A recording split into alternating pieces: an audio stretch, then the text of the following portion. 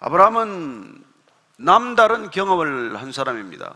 하나님이 누구와 도대체 어떤 언약을 하시고 그 언약을 조목조목 알려주시고 그리고 서명까지 하시겠습니까?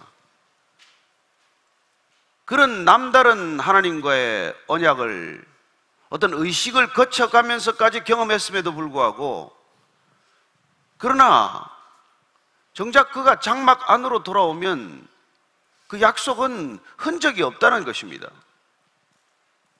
하나님께서 수차 말씀해 주셨기 때문에 밖에 나가서 하늘의 별을 보면 그 언약이 생각이 나고 내 자손이 저처 별처럼 많을 것이라 그 말씀이 귓전에 울리는데, 정작 장막을 열고 들어가서 안에 사례를 바라보면 아무 변화도 없는 것이죠. 여전히 아내가 임신한 것도 아니고 아들을 낳을 기미가 있는 것도 아니고 점점 나이는 들어가고, 도대체 하나님의 언약이란 무엇인가? 약속이란 무엇인가? 내 믿음이란 도대체 어떤 믿음인가? 그런 고통스러운 시간들이 있는 것이죠. 오늘 지금 아브라함은 그런 믿음의 현실을 맞닥뜨리게 됩니다. 그래서 1절 다시 한번 읽습니다. 시작. 아브라함의 아내 사레는 출산하지 못하였고 그에게 한 여종이 있으니 애굽 사람이요 이름은 하갈이라. 여전히 아내 사레는 출산할 수가 없고 나이는 들어가고, 그랬을 때 이제 사레가 생각한 것은 하갈, 이 종을 아브라함에게 들여보내서 아들을 얻어야겠구나 하는 생각입니다. 도대체 이런 생각은 어디서 비롯된 것일까요? 아브라함이 엘리에셀 종을 양자로 드리고자 했을 때 하나님께서 그걸 막으셨습니다. 내 몸에서 난 자라야 내 후손이 될 것이다, 그렇게 분명히 말씀해 주셨지만, 그러나 지금 사례는 다시 아이가 생기지 않는 이 현실 앞에서 어떻게 하면 아이가 생길 수 있을까? 아이를 얻을 수 있을까? 그래서 생각해낸 것이 결국 하갈을 통해서라도 아들을 얻어야 되겠구나 하는 생각이에요. 통상적인 생각입니다. 그 당시에 고대 중근동에서 흔히 하던 일이에요. 아브라함과 사레의 결정이 남다른 결정이 아닙니다. 그 당시에 아들이 없을 경우에 그렇게 하인들 가운데서 양자를 입양하는 관행이 있었고, 또 여인이 아이를 못 낳을 때 다른 첩을 들여서 아들을 얻었을 때 그 아들은 본 부인의 아들로 여겨졌기 때문에 그런 생각을 하게 되는 것이죠. 이 생각 자체가 특별히 잘못됐다거나 비상식적인 생각이 아니에요. 통념적인 생각을 한 것입니다. 2절 읽습니다. 시작. 사레가 아브라함에게 이르되 여호와께서 내 출산을 허락하지 아니하셨으니 원하건대 내 여종에게 들어가라. 내가 혹 그로 말미암아 자녀를 얻을까 하노라 하며 아브라함이 사레의 말을 들으니라. 그렇습니다. 이런 생각을 할 수 있는 것이죠. 왜냐하면 우리가 믿음을 가졌다고 하지만은 정작 우리가 믿음은 보이지 않는, 실체가 보이지 않는 것이 우리의 믿음이고, 눈앞에 펼쳐진 현실은 우리가 믿고자 하는 믿음의 장래와는 너무나 큰 격차를 보이고 있기 때문에 어쩔 수 없는 것이죠. 그렇습니다. 우리는 믿음의 길을 가지만 현실은 믿음과는 상반된 것이죠. 아들이 분명히 있을 것이라는 건 믿음이지만 아들이 분명히 없는 것 또한 우리의 현실이라는 것입니다. 그래서 우리는 소위 말하는 인간적인 생각, 세상이 말하는 방법, 그렇습니다. 하나님의 약속도 세상의 방법으로 이루어질 수 있다는 그런 유혹을 느끼게 되는 것이죠. 믿음의 후사를 얻는 것은 하나님의 일이지만 그 하나님의 일을 이루는 방법은 우리가 생각할 수 있는 가능성의 범위 내에서 생각하기 시작하는 것이죠. 그렇습니다. 우리는 믿지만 우리가 그 믿음을 이루기 위한 방법을 찾을 때는 우리 자신이 경험한 방법, 세상이 가르쳐주는 방법, 세상이 관행적으로 하는 방법, 이런 방법들을 그 하나님의 가능성을 이루는 범주 안에서 놓고 생각하기 시작한다는 것입니다. 이게 우리 믿음이 가지는 갈등이고 우리 믿음이 빠지는 함정이고 우리 믿음이 저지르는 실수라는 것입니다. 하나님의 뜻, 하나님의 계획은, 하나님의 목적은 하나님의 방법으로 이루어져야 합니다. 그럼에도 불구하고 우리는 이루어지지 않는 현실 가운데서 도대체 이걸 어떻게 이루어낼 것인가를 내 방법으로, 내 계획으로, 내 생각으로 끊임없이 시도해 보는 거예요. 지금 아브라함은 엘리에셀을 양자로 입양하려다가 하나님께서 막으셨어요.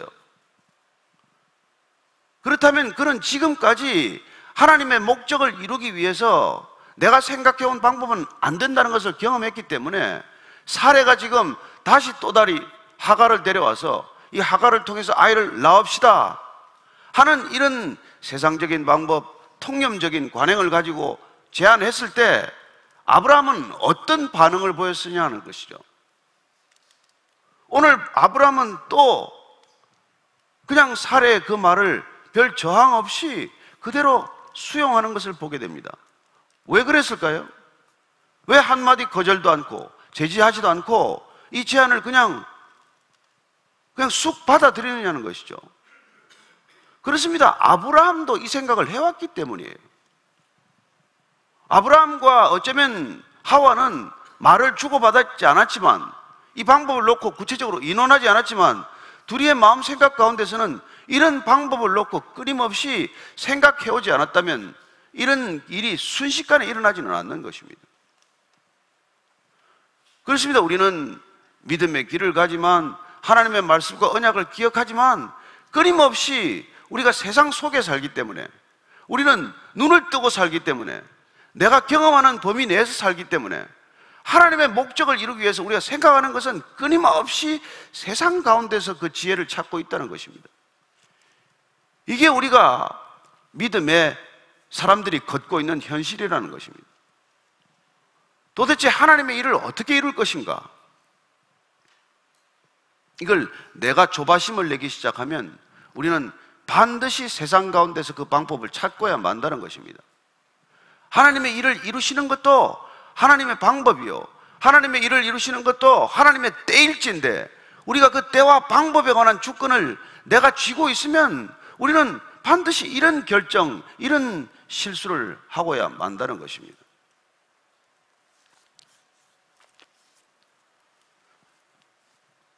이 하갈이라고 하는 여인에 대해서는 두 가지 정보를 우리에게 주셨어요. 하나는 여종이다, 하나는 애굽인이다, 이렇게 되어 있어요. 하나님께서 엘리에셀이라는 종을 통해서 그 후사를 얻어서는 안 된다라고 말씀하셨다면 이 여종을 통해서도 그 방법은 아니라는 것을 하나님께서 이미 다 말씀해 주신 셈입니다. 또한 애굽인이라고 하는 건 뭐예요? 이 하갈이라는 여자를 어디서 데려왔다는 뜻입니까? 어쩌면 바로가 사례를 왕궁으로 취했을 때 그에게 그렇게 준 여인일 수도 있고, 또 어떻게 보면 뭐 애굽 땅을 떠날 때 데려온 여인일 수도 있겠지만, 어쨌든 이 애굽이라고 하는 여자, 하나님께서 애굽에서 갔다가 사례를 빼앗길 뻔한 그 땅에 그 여인을 통해서 하나님의 후사를 얻게 하시겠느냐 하는 생각조차 하지 않을 만큼 믿음은 사실 끊임없이 그 바닥을 드러내고 있는 것이죠.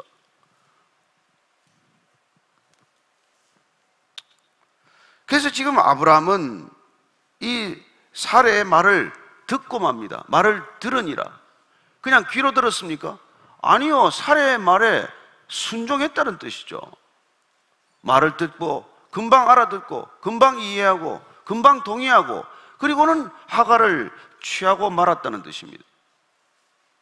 그렇습니다. 이게 아브라함이 믿음의 길을 떠난 지 10년 만에, 가나안 땅에 10년 지금 살고 있는 이 동안에 저지른 가장 큰 실수가 되고 맙니다. 그가 가나안에 들어왔을 때 기근을 피해서 애굽으로 갔던 결정과는 달라요. 그리고 그가 이때까지 저질러 왔던 실수와는 근본적으로 다른 실수입니다. 왜냐하면 이건 지금 직접적으로 후사를, 하나님의 약속과 언약을 무시하고 하나님의 약속을 이걸 저버리는 행위나 마찬가지이기 때문이에요. 그렇다면 지금 이렇게 아브라함이 사례의 제안을 듣고 어떻게 반응했어야 할까요? 여러분, 아브라함이 해야 할 첫 번째 일은 이런 제안을 듣고 사례를 설득하는 일이에요. 우리는 아담이 저지른 실수를 압니다. 왜요? 하와가 먼저 먹었죠. 그러나 하와가 선악과를 주었을 때 그도 먹고 맙니다. 이 아담과 아브라함의 이 실수나 잘못을 보면 동일한 패턴이에요. 여러분, 이 땅에 존재한 건 아담이 먼저 존재했습니다. 하나님이 갈대아우를 떠나라고 부른 사람은 먼저 아브라함을 불렀어요. 하와는 돕는 배필로 아담에게 주어졌습니다. 사례는 믿음의 길을 떠난 아브라함을 동행하고 따라온 사람입니다. 결정적으로 우리가 하나님과의 관계는 누가 맺고 있습니까? 누가 하나님의 음성을 직접 들었습니까? 그렇다면 하나님의 음성을 직접 들은 아담이나 아브라함이 해야 할 가장 첫 번째 일은 뭐예요? 사랑하는 아내, 이 아내가 하나님의 뜻을 분명히 알도록 하는 일이어야 한다는 것입니다. 저는 이 땅에 남자들이 먼저 하나님으로부터 제사장적인 권위를 받았다는 것을 기억해야 하는 것입니다. 어쩌다가 교회에 여자들이 많아지는 이런 시대가 되고 말았지만 하나님께서는 먼저 아담을 지으셨고 먼저 아브라함을 부르셨습니다. 그리고 하나님의 음성을 직접 듣고 하나님을 대면하여 약속을 하고 그랬다면 그들이 직접 들은 그 음성을 어떻게 아내에게 이걸 전해야 하느냐, 이게 무엇보다도 중요한 일이라는 것입니다. 이걸 놓치면 결국 아내들이 실족해서 넘어지고 아내가 실족해서 넘어지면 남편도 덩달아 넘어졌다는 것입니다. 여러분, 아내가 넘어져서 아내가 계속 유혹하면 권하면 어떤 남자가 버틸 수 있어요? 그러니 모든 남자의 책임은, 여러분, 이 가정의 책임은 남편이 져야 하는 것이고 아버지가 져야 하는 것이고 제사장이 져야 하는 것입니다. 그래서 아내가 이런 제안을 하더라도 사례가 이런 제안을 했을 때 이때까지 온 믿음의 여정을 기억하는 것으로 충분하지 않습니까? 설명하는 것으로 충분하지 않습니까? 우리가 도대체 여기 이런 가정을 이루고 이런 터를 닦고 살고 있는 게 누구의 은혜요? 우리가 가나안에 가서 기근을 만났지만은 애굽에서 기근을 피할 수 있었던 것은 누구의 덕분입니까? 당신을 빼앗길 뻔했지만은 되찾은 건 누구의 은혜입니까? 그돌라오메를 침범했지만 그에게 목숨을 빼앗기지 않고 롯을 구해온 것은 누구 때문입니까? 도대체 지금까지 가나안 땅에서 목숨을 부지하고 살고 있는 건 누구의 은혜입니까? 우리가 하나님을 더 이상 믿지 못할 이유가 어디 있습니까? 여기까지 인도하신 하나님이라면 앞으로 하나님께서는 얼마나 더 신실하게 우리를 인도하시겠습니까? 이렇게 설득하는 것이 아브라함의 몫이요 아브라함의 책임이라는 것입니다. 그걸 덜렁 하가를 준다고 받아가지고 얼씨구나 할 일이 아니고 어쩌면 내심 기다렸겠죠. 하갈이라도 통해서 애를 낳아야 한다는 생각도 본인 마음 가운데 늘 꼬리표처럼 달려 있었기 때문에 이걸 그냥 선뜻 받아들이고 만 거예요. 얼마나 큰 실수입니까, 이것은? 여러분, 이 실수는 지금까지 계속되는 그 영향력이 점점 더 커지는 실수 중에 실수라는 것입니다. 그가 낳은 이스마엘, 하갈을 통해 낳은 이스마엘, 그 이스마엘의 후손들과 결국 사례를 통해 나올 이삭의 후손들과 두고두고 오는 갈등의 빌미가 되는 것이죠. 그렇다면 아브라함은 도대체 왜 하나님을 기억하고 있는 그의 믿음이 하나님을 여전히 불신하고 있는 사례의 불신을 설득하지 못했느냐는 것이죠. 이게 아브라함의 최대 실수라는 것입니다. 그런 생각을 한 하레가 잘못이 아니에요. 그런 생각할 수 있죠. 그 생각을 받아들인, 그 생각을 실천한 아브라함의 실수가 1차적인 실수가 된다는 것입니다. 자, 3절 말씀 읽습니다. 시작. 아브라함의 아내 사레가 그 여종 애굽 사람 하갈을 데려다가 그 남편 아브라함에게 처벌해 준 때는 아브라함이 가나안 땅에 거주한 지 10년 후였더라. 여러분, 10년이라고 하는 세월은 어떤 단락을 의미하는 시간이에요. 여러 차례 말씀드렸지만 이스라엘 사람들의 숫자 관념으로는 셋, 일곱, 열 이런 건 다 완전수예요. 그렇다면 10년이 지났다는 뜻은 인간적인 시간으로 보면 참을 만큼 참았다예요. 견딜 만큼 견뎠다는 것입니다. 하나님을 믿을 만큼 믿었다는 것입니다. 그렇게 10년간 믿어도 아무 변화가 없기 때문에 이제는 내 방법을 할 수밖에 없다, 이런 인간적인 시간관, 인간적인 결정의 기준, 이걸 이해 못할 바는 아니에요. 그건 상식적입니다. 그러나 이건 10년이라고 하는 건 사람이 생각하는 시간이에요. 사람의 생각에 이만큼이면 됐다라고 생각하는 시간이에요. 그러나 하나님의 시간은 다릅니다. 하나님의 시간은 매듭을 짓는 시간이에요. 하나님의 시간은 믿음이 자라는 시간입니다. 하나님의 시간은 7년이건 10년이건 20년이건 하나의 믿음의 단락, 믿음의 매듭이 지어져야 다음 단계로 가는 시간이에요. 우리의 시간관과 다르다는 것이 문제죠. 잘 아시다시피 아브라함은 10년이면 족하다, 사례는 10년이면 견딜 만큼 견뎠다고 생각했지만 하나님께서는 지금 믿음을 보고 있는 것이죠. 아브라함의 믿음이 아이를 허락할 만한 믿음인지 아닌지를 보고 계신 것입니다. 그러니 내가 10년 참았다고 해서 내가 내 방법으로 내 계획을 실천에 옮겼을 때 그건 하나님을 방해하는 일이 되고 마는 것이죠. 나로서는 최선을 다했지만, 나로서는 죽을 힘을 다했지만, 나로서는 모든 아이디어를 다 쏟아부었지만, 그러나 그건 정말로 하나님의 일을 복잡하게 만들고 꼬이게 만들고 더 나아가지 못하게 만드는 그런 부작용만 일으키는 일들이 되고 만다는 것입니다. 이런 일들이 세상에 얼마나 많습니까? 교회에 얼마나 많습니까? 내 방법으로 했더니, 내가 참을 만큼 참고 했더니 무슨 일이 제대로 이루어졌을까요? 자, 4절 말씀 같이 읽을까요? 시작. 아브라함이 하갈과 동침하였더니 하갈이 임신하매 그가 자기의 임신함을 알고 그 여주인을 멸시한지라. 참을 만큼 참고 인간적인 방법을 다해 최선의 노력을 기울였더니 결과는 무엇입니까? 눈앞에 나타난 현실은 뭐예요?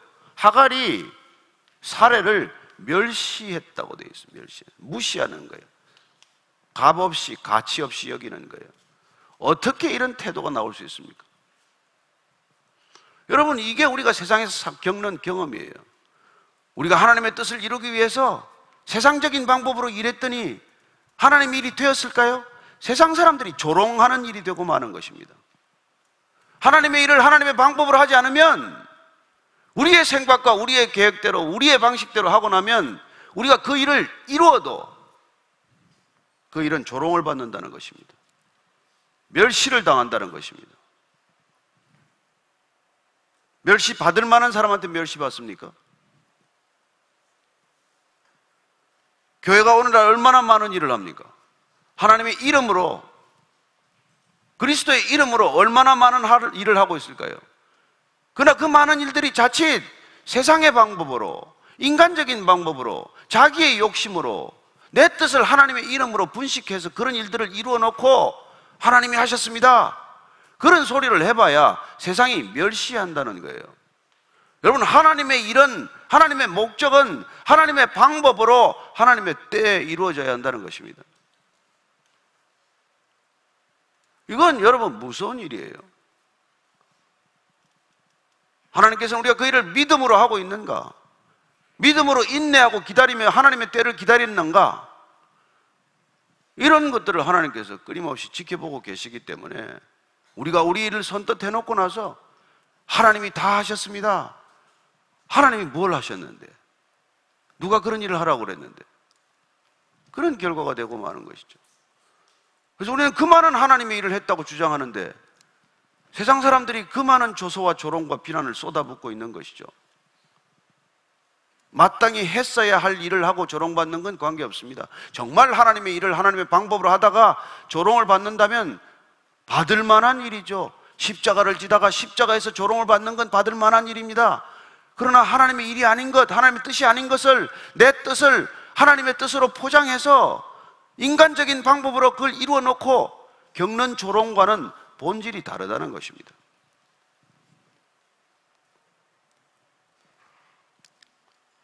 누가 뭐 사례가 지금 멸시당하는데 이게 누가 뭐 하갈이 뭐 오지 말라는데 아브라함 방에 뛰어들어갔어요. 아브라함이 뭐 사례 싫다는데 뭐 사례가 억지로 들어온 겁니까? 다 사례가 시작한 일 아니에요. 그러나 지금 사례가 겪는 것은 멸시를 당하고 있다는 것이죠. 뜻밖의 이 멸시를 받고 사례가 분노하는 모습을 봅니다. 5절입니다. 시작. 사례가 아브라함에게 이르되 내가 받는 모욕은 당신이 받아야 옳도다. 내가 나의 여종을 당신의 품에 두었거늘 그가 자기의 임신함을 알고 나를 멸시하니 당신과 나 사이에 여호와께서 판단하시기를 원하노라. 사례가 이 멸시를 받고 분노가 폭발한 것입니다. 그리고는 남편 아브라함에게 따지듯이 말합니다. 이 모욕은 당신이 받아야 한다. 맞습니까? 틀립니까? 맞습니다. 여자 말이 무조건 옳아요. 아브라함은 여러분 사례가 뭐라고 제안하든 노 했어야 돼요. 그게 아브라함의 책임입니다. 아브라함에게 먼저 믿음을 심어주시는 이유예요.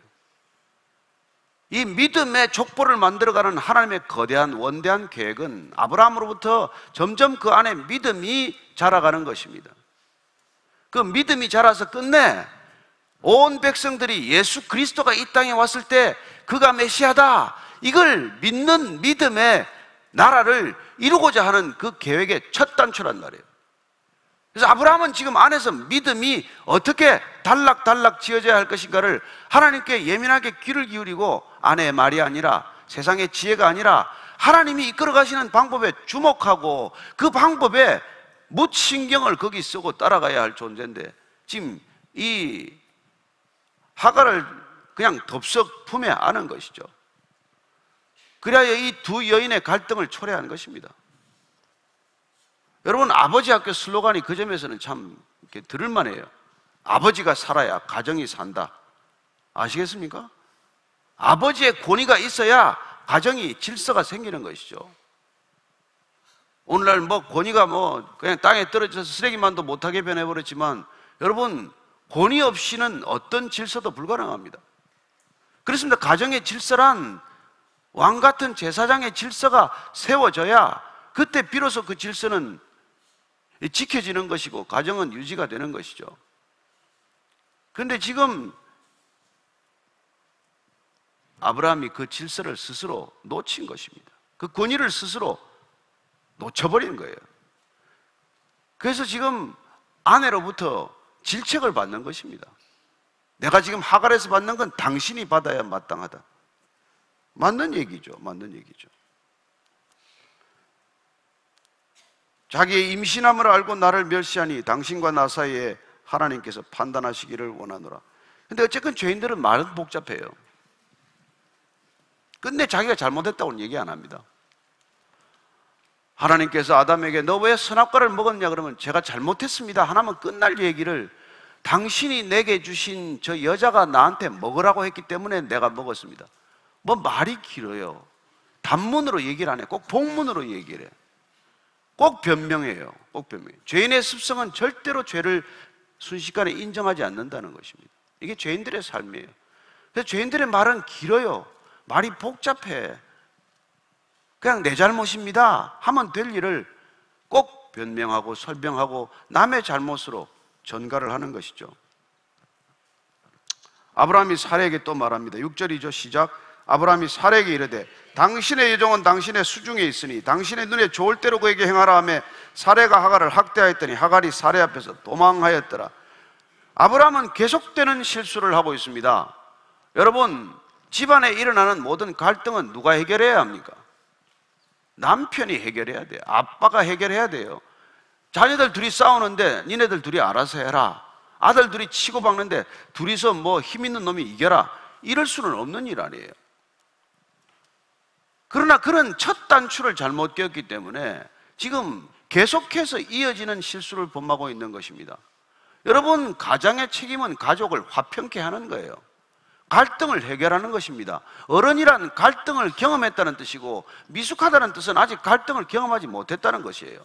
그러면 미숙한 곳에서는 늘 갈등이 일어나게 마련입니다. 그 갈등을 해결해야 하는 것은 갈등을 경험한 사람, 갈등을 처리해본 그런 경험이 있는 사람, 어른이란 그런 존재고 어디에나 어른이 있어야 하는 까닭이고 그 어른이 해야 할 몫이요 역할이라는 것입니다. 그렇다면 당연히 아브라함은 이 일에 나서야 되는데 그런 슬그머니 또 뒤로 빠지고 맙니다. 둘이 알아서 해결하는 거예요. 넌 그 하갈은 내 종이니까 내가 알아서 하라는 거예요. 이렇게 실망스러운 아브라함, 여러분 이게 얼마나 여러분한테 위로가 되세요? 이런 정도의 믿음이면 우리도 따라가 볼 수 있는 거 아닙니까? 이 정도인데 뭐 못 갈 게 뭐 있어요? 어쩌면 여러분이 뭐 아브라함보다 나을지 몰라요 지금. 아브라함이 지금 또 한꺼번에 슬 빠지고 그냥 하라고 그랬더니 사례가 이제 하갈을 학대하기 시작합니다. 힘들게 했죠. 괴롭히는 것이죠. 근데 이것도 또 맞죠. 하갈이 무시했거든요. 임신했으면 했지 어디다 대고 지가. 이게 지금 둘이서 그냥 계속 오여가지고 어쩔 수 없는 이 두 여인의 암투가 시작이 되는 것이죠. 뭐 시중이나 왕궁이나 어디나 이런 일은 있게 마련이에요. 드디어 하갈이 사례 앞에서 견디다 못해서 도망을 치고 맙니다. 사실 하갈이라는 이름이 도망이에요. 이주하다, 도망가다, 도망이라는 뜻인데 그래서 학자들은 이 하갈이라는 이름을 붙인 건 아마도 하갈이 도망갔다가 돌아온 이후에 너 도망갔지 해서 이름을 하갈 도망 이렇게 불렀다고도 이렇게 생각을 해요. 어쨌건 도망치고 말았습니다. 그때 노예가 종이 주인의 허락 없이 어디로 간다는 것은 죽을 짓을 한 거예요 사실은. 그죠? 자 7절 8절 9절입니다 시작. 여호와의 사자가 광야의 샘물 곁 곧 술길 샘 곁에서 그를 만나 이르되 사레의 여종 하갈아 내가 어디서 왔으며 어디로 가느냐. 그가 이르되 나는 내 여주인 사레를 피하여 도망하나이다. 여호와의 사자가 그에게 이르되 내 여주인에게로 돌아가서 그 수하에 복종하라. 여호와의 사자, 여호와의 메신저가 나타났습니다.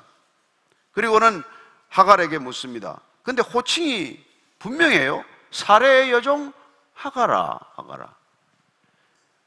도망치는 건 내가 누군지를 잊어버린 것이거든요.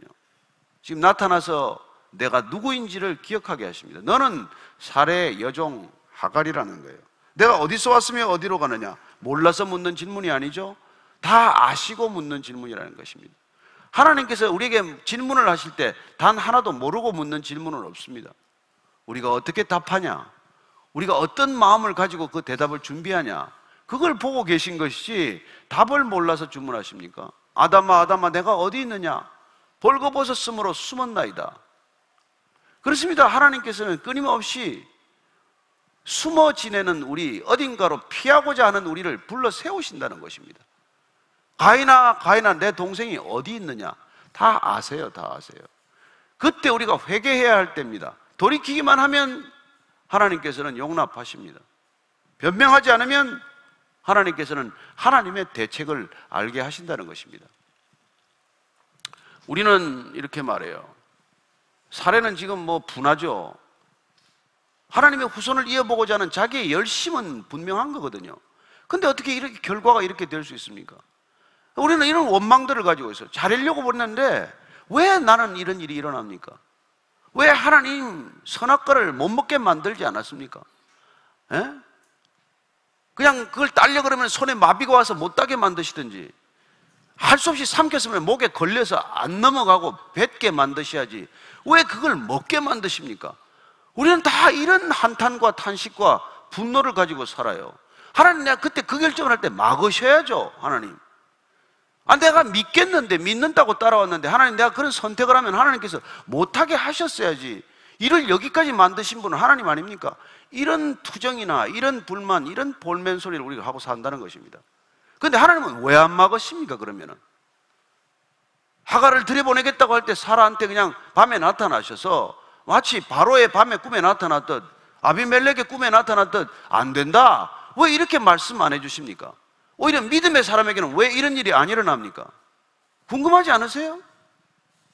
이게 결과가 어떻게 될지 아는데 하나님은 왜 우리가 잘못된 선택을 하는 것까지 허락하시냐는 거예요. 이게 우리 믿음의 때로는 의문이고 분노고, 때로는 하나님에 대한 원망이에요. 여러분, 이게 하나님의 사랑입니다. 이게 하나님의 사랑하는 목적이에요. 우리가 어떤 선택을 하건 그 선택을 하나님께서 허락하시는 이유예요. 사랑하기 때문에.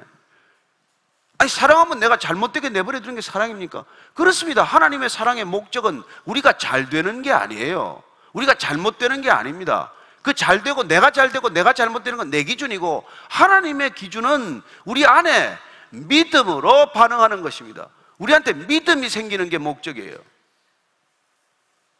그래서 선악과를 먹어도 내버려 두고, 유산을 달래서 집을 가출해도 내버려 두는 거예요.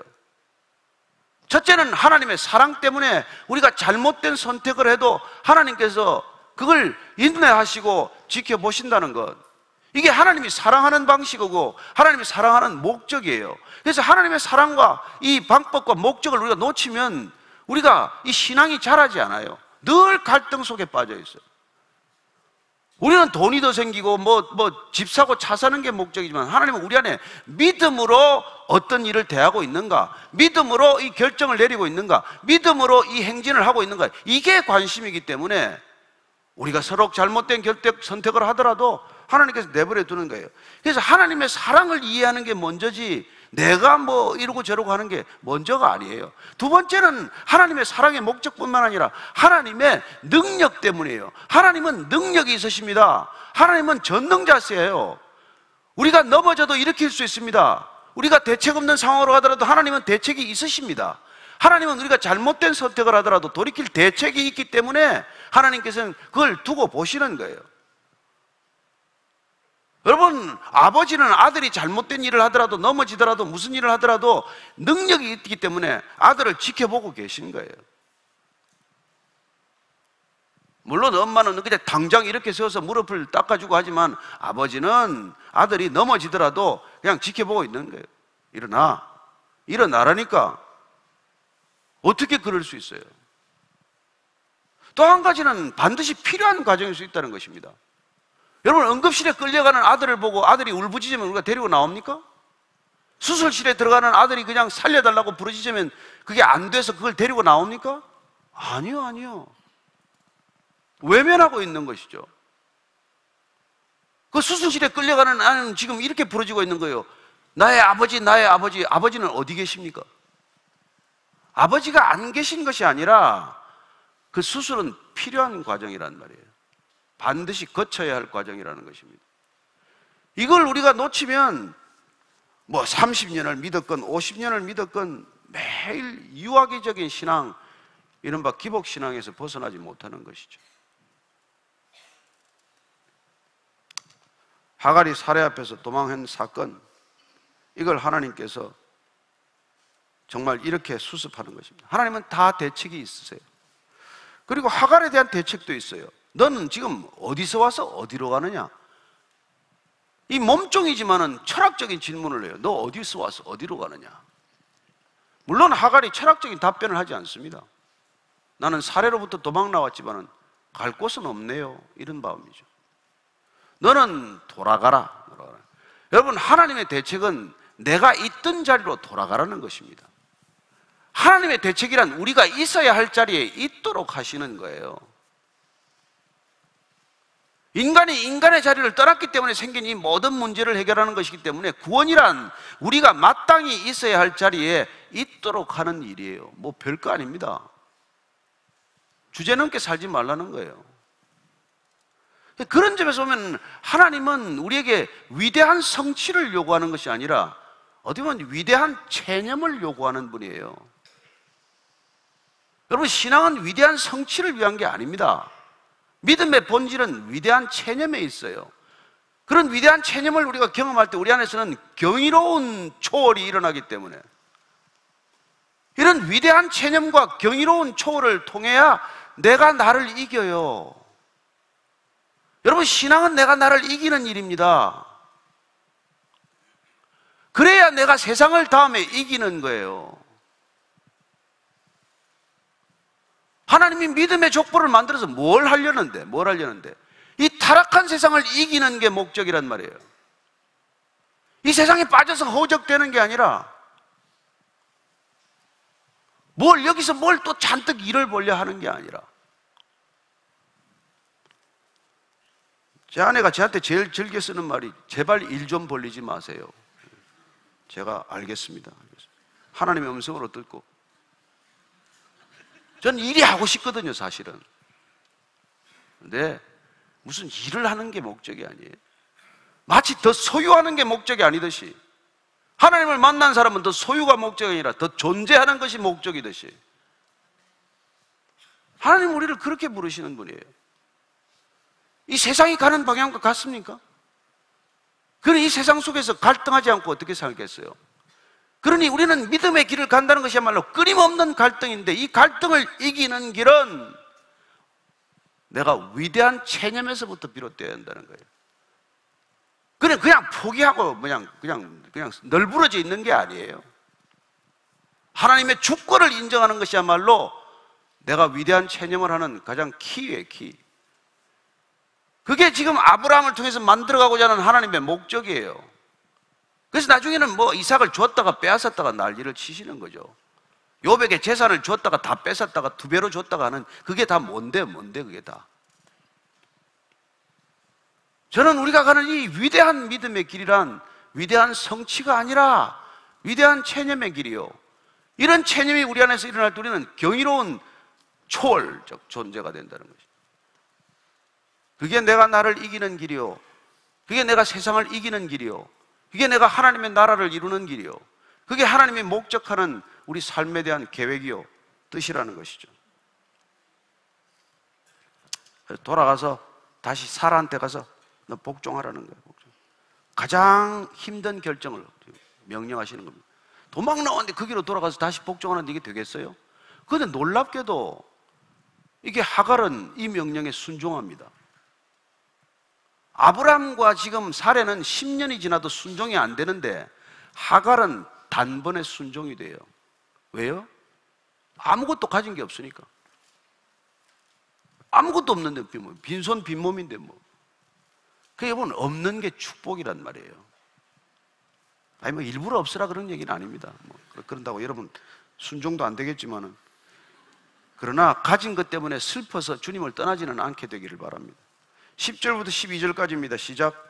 여호와의 사자가 또 그에게 이르되 내가 내 씨를 크게 번성하여 그 수가 많아 셀 수 없게 하리라. 여호와의 사자가 또 그에게 이르되 내가 임신하였은즉 아들을 낳으리니 그 이름을 이스마엘이라 하라. 이는 여호와께서 내 고통을 들으셨음이니라. 그가 사람 중에 들나귀같이 되리니 그의 손이 모든 사람을 치겠고 모든 사람의 손이 그를 칠지며 그가 모든 형제와 대항해서 살리라 하니라.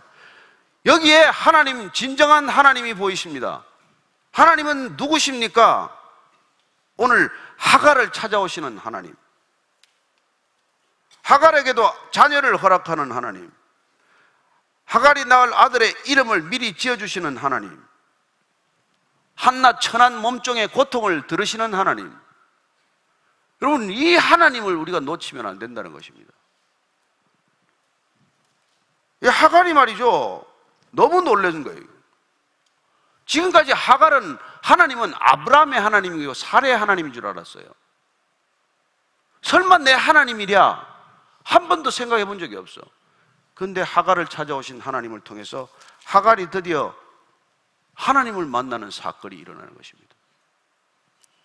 여러분, 하나님은 그리스도인만의 하나님이 아닙니다. 하나님은 무슬림의 하나님이요, 불교도의 하나님이요, 힌두교도들의 하나님인 줄로 믿으시기 바랍니다. 예수님께서 이 얘기하러 오신 거예요. 하나님은 유대인들의 하나님인 줄만 알아. 원수들의 하나님이 아닌 줄로 알아요. 그래서 예수님께서는 내 이웃을 사랑하고 내 원수를 미워하라 했다는 것을 너희가 들었으나 나는 너희에게 이르노니 너희 원수를 사랑하며 너희를 박해하는 자를 위해 기도하라. 이같이 한즉 하늘에 계신 너희 아버지의 아들이 되리니 이는 하나님이 그 해를 악인과 선인에게 비추시며 비를 의로운 자와 불의한 자에게 내려주심이니라. 우리는 기도 제목이 그냥 우리에게만 빛을 비춰주세요, 우리에게만 비를 내려주세요. 하나님은 그런 하나님이 아니란 말이에요. 우리 모두를 사랑하시기에 부족함이 없는 하나님입니다. 그 하나님을 우리가 오해하면 그냥 나의 하나님이니까 너의 하나님이 아니라고 생각하는 거예요. 아니, 우리 모두의 하나님이에요. 단 무슬림이나 불교도들은 하나님을 모른 채, 하나님을 거부한 채 내가 만든 종교의 틀에 갇혀 있는 사람이에요. 종교 너머에 계신 하나님을 만날 수가 없게 된 것이죠. 우산에 갇혀서 태양을 보지 못하는 것이죠. 종교라는 우산에 뒤집어 쓰고 태양을 한 번도 본 적이 없는 사람이죠. 그러나 하나님은 여전히 그들도 관심이 있으시다는 것입니다. 그러니 우리 선교사들이 거기까지 가죠. 거기 보내시는 것 아닙니까? 그래서 하갈이 자기에게 이르신 여호와의 이름을 나를 살피시는 하나님이라 했으니, 이게 여호와 로이, 나를 지금까지 보고 계셨네. 내가 도망치는 것도 보고 내가 뭐 하는지 다 알고 계시는 하나님, 이 하나님을 하갈도 경험했다는 것입니다. 그래서 그 자기 옆에 있는 샘을 브엘라 헤로이라고 그래요. 브엘라. 나를 살피시는 살아계신 하나님, 그 하나님의 우물이라는 뜻이에요. 하나님이 살아계셔서 나를 살피시는 하나님이구나, 이거를 알게 된 것이죠. 15절 16절 읽고 마치겠습니다. 시작. 하갈이 아브라함의 아들을 낳으며 아브라함이 하갈이 낳은 그 아들을 이름하여 이스마엘이라 하였더라. 하갈이 아브라함에게 이스마엘을 낳았을 때 아브라함이 86세였더라. 하나님께서 이 한낱 종의 몸에서 태어날 아들에게도 이스마엘, 하나님이 들으셨다, 그 하갈의 고통 부르짖는 소리를 들으셨다는 이름을 미리 지어줬어요. 낳고 나서 이스마엘이라고 이름 붙입니다. 들나귀같이 살 것이라 말씀해 주셨어요. 거칠게 살아가는 인생, 아무리 살아도 헛된 인생, 도대체 하나님은 이 인간을 어떻게 쓰시려고 이런 이름을 짓고 하나님께서 무슨 계획이 있는지 우리는 다 알지 못하지만, 구원의 거대한 섭리를 이루어갈 때 이 민족을 통해서, 이 이스마엘의 후손을 통해서 하나님께서는 끊임없이 하나님의 일을 이루어 가시는 거예요. 하나님은 이스마엘에게도 대책이 있습니다. 아브라함과 사라에게도 대책이 있지만 하갈과 이스마엘에게도 대책이 있으신 하나님이라는 것이죠. 우리는 다 알지 못해요. 무슨 일이 앞으로 어떻게 펼쳐질지 어떻게 알겠습니까? 그리고 믿음의 길을 떠난 아브라함은 86세가 되어도 이런 실수를 저지른다는 것입니다. 믿음의 사람은 실수하지 않는 존재가 아니에요. 넘어지지 않는 존재가 아니라는 것입니다. 넘어지고 또 넘어지고 또 넘어지지만 다시 일어나는 사람, 그 사람이 믿음의 사람인 줄로 믿으십시오. 아브라함은 또 넘어지고 또 넘어지고 또 넘어지지만, 그러나 넘어져 있지 않고 하나님을 따라서 다시 일어나고, 하나님을 힘입어 일어나고, 하나님의 말씀을 기억하고 일어나는 것, 그렇습니다. 그가 범한 실수는 그 대가를 지불해야 돼요. 사례는 그 대가를 톡톡히 치르게 되고, 아브라함도 톡톡히 그 대가를 치르게 되지만, 그러나 하나님은 그 모든 일들을 통해서, 그 모든 갈등 구조를 통해서, 그 모든 인간관계를 통해서, 이 해결할 수 없는 숙명적인 일들을 통해서도 하나님은 선을 이루시는 분이요, 하나님은 하나님 나라의 일을 이루어 가시는 분이요, 선하신 뜻을 펼쳐 가시는 분이요, 구원의 계획을 이루어 가시는 분이라는 것입니다. 그래서 우리는 안심하는 거예요. 그래서 우리는 그분을 하나님으로 인정하는 것입니다. 저는 여러분들이 하나님을 하나님 되심을 기억하시게 되기를 축복합니다. 우리는 그의 기르시는 양이요, 우리는 한낱 인간이지만 하나님은 우리가 저질러 놓은 이 모든 것들을 수습할 대책이 있다는 것, 그리고 우리가 수습하지 못하는 이 갈등 구조 속에서 하나님은 우리의 믿음이 자라기를 기다리고 계신다는 것, 그래 점점 믿음에서 믿음으로 이르기를 하나님께서는 기뻐하신다는 것, 이걸 우리가 놓치지 않으면 우리는 하나님께 끝까지 붙들린 사람, 하나님께서 끝까지 쓰시는 사람이 될 줄로 믿으시기 바랍니다. 이 아브라함의 행진은 이어지겠지만 우리 또한 그와 함께 믿음의 여행을 가면서 우리도 이미 넘어졌을지라도, 이미 하나님이 이해가 되지 않을 만큼 마음이 토라졌을지라도, 하나님의 때로는 분노가 생겼을지라도 하나님은 선하신 분이라는 것, 하나님은 우리가 선을 행하다가 낙심하지 않고 끝까지 하나님을 붙들고 있으면 반드시 하나님께서 하나님의 때에 그 일을 이루실 것이라는 것을 믿으시기 바랍니다. 오늘 기도할 때 하나님, 그런 하나님 제가 믿기를 결정합니다. 하나님, 제 인생 가운데 허락하신 이 실수들, 제 인생 가운데 제가 저지른 이 범한 실수들, 돌이킬 수 없는 실수들 하나님 용서하시고 그리고 이 일들도 조차도 하나님께서는 선한 목적으로 사용하여 주옵소서. 이 모든 것들도 합력하여 하나님 선을 이루게 하여 주옵소서. 한번 그렇게 기도하겠습니다. 하나님 아버지, 오늘 말씀을 따라갑니다. 하나님의 뜻을 이루기 위하여 인간적인 생각과 지혜를 다 짜냈지만, 그러나 결국 이를 어렵게 만들고 꼬이게 만들고 풀 수 없는 갈등을 만들어 놓았습니다. 하나님, 우리가 지금까지 해온 일들의 요약입니다. 인간은 수많은 일을 했다고 주장하지만, 인간은 수많은 하나님의 뜻을 이루어드렸다고 자랑하지만, 그러나 실은 우리가 한 것은 하나님을 어렵게 만든 것, 인간에게 더 많은 고통과 갈등을 안겨준 것밖에 없음을 고백합니다. 하나님을 잠잠히 바라보게 하시고, 때로는 하나님의 때에 순종하게 하시고, 하나님을 끝까지 기다리는 믿음의 여정 되게 하여 주옵소서. 하나님, 우리 가운데 행하시는 크고 놀라운 일들을 주목하게 하여 주옵소서. 하나님께서 끝까지 우리를 붙드시고 계시다는 그 믿음 하나만으로도 하나님이 믿음의 여행이 완주될 수 있음을 기억하게 하여 주옵소서.